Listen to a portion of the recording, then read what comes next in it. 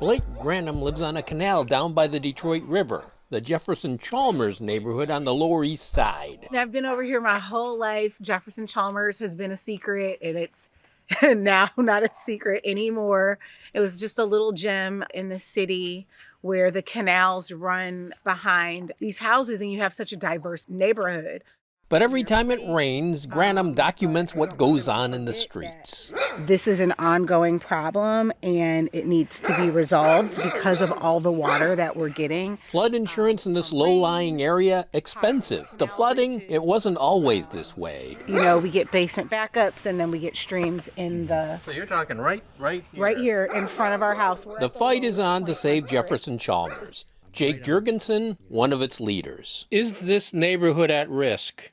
Very much so. Yeah, I would say that we are at a critical point in our neighborhood's trajectory and its history. If we don't fix the problems that are happening now, our neighborhood will go the way of the dinosaur. There's no question about it. Then the water receded. We first met John Myers back in 2019. It was record high water on the Great Lakes, the Detroit River, causing the canals to overflow. The Army Corps and the city volunteers sandbagged this, which is good because I did breach the cap by an inch or so. With the heavy rains, the attention now, what goes on down below? This was just rebuilt in October, and it was collapsed from the construction. They ran a truck over and it just caved in, and so they rebuilt it in all cement and bricks and such, and ever since then it hasn't drained. So there were some serious mistakes made about 100 years ago when they filled this piece of land in. I mean, this is all the Grand Marais or the Great Marsh. Basically, this was a village called Fairview Village. It went from Waterworks Park to Cadieux in Grosse Pointe. But there were 6 automobile manufacturers right in this neighborhood: Chalmers, Continental, Hudson, and they wanted the tax base. So they said, look, we'll suck you into Detroit and you can go into our sewer system. An historic neighborhood with an historic combined sewer system where sewage water mixes with stormwater. Too much rain, you get combined sewer overflows. When you try to throw everything into pipes underground, they fill up. And once they get to a certain point, the city goes down to the Fox Creek and they remove the log jams and they let it go right out the canal. And that's to keep it out of the basements.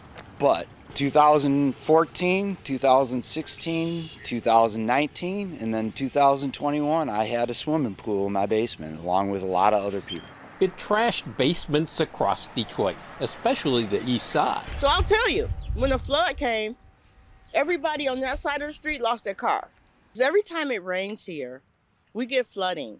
We get flooding in the streets, and that's eroding things. Things are swelling and going down and swelling and going down. My house is moving. Right there. Well, it just looks like it's damp. Yeah. Probably all the time it looks damp, huh? Yeah. Along the canals, tiger dams, intended to ward off high water, although lake levels have been receding of late. That orange thing, yeah. Now, has that been there a while? It was put there after 2016. That was the solution. That's not a permanent solution, is it? No. Well, it's not going away anytime soon, is it? I hope it goes away. It's not doing anything now but junking up the place. That and all the sandbags that went down. Waterfront estates with boat docks. That's nice. But the tiger dams? And it'd be better without sewage in the water. It's only supposed to be utilized in emergency situations. But of course, more than twice a year for the last dozen years, we've had discharges into the canal. Greg Sawyer wants better notification when the sewage discharges happen. I mean, we've caught people fishing in the water the day after the discharge, and nobody's informed them that that is not the appropriate thing to do. We have people that swim in the canal. We do know that raw sewage is being dumped into the canals. So what we want to do is test the toxicity. Grab the handle so you don't lose it all. And we decided to tap our local teens who are in environmental science class at King High School and take it to the lab and see what the results are. I want to be below that time, but above this second line. Has there been a lot of testing of the water here? I don't think so. So this is something that we're doing grassroots on our own. And so we're going to get a reference point of the bacteriological load as well as the chemical load, so that when there is an event, we can have a team out here within 24 to 36 hours to take a sample and compare the two, so we can say this is what happens when we have a global climate event in the city. There's federal money to upgrade the region's infrastructure. Jefferson-Chalmers will need a lot of it. We got to look at all the options. We've got to work with the federal government. We've got to understand how climate is changing and shifting and what that means when you live along any major body of water. So we've got to understand everything, and how are you now going to live in that area. One proposed fix: install locks separating the canals from the river. It would be a permanent situation until they got the crane back out there to pull it back out. It would not. Why? What would that do, and what did you think about it? Well, it's not the answer. Closing off waterways doesn't stop water.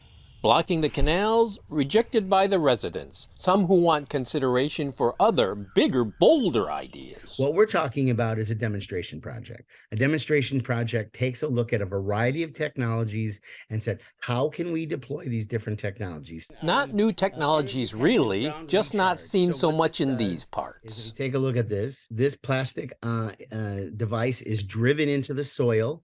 And it allows for infiltration to happen more quickly. More than that, Jurgensen's suggesting underground stormwater holding tanks installed under vacant fields and city streets. A lot of digging. Better the water there than in people's basements. I don't know if that can be successful, but those are the type of things that need to come together so we can have all the facts and say what is going to be successful and the reason why. And also, what's the cost associated with that? That was a pretty ambitious plan from what I saw.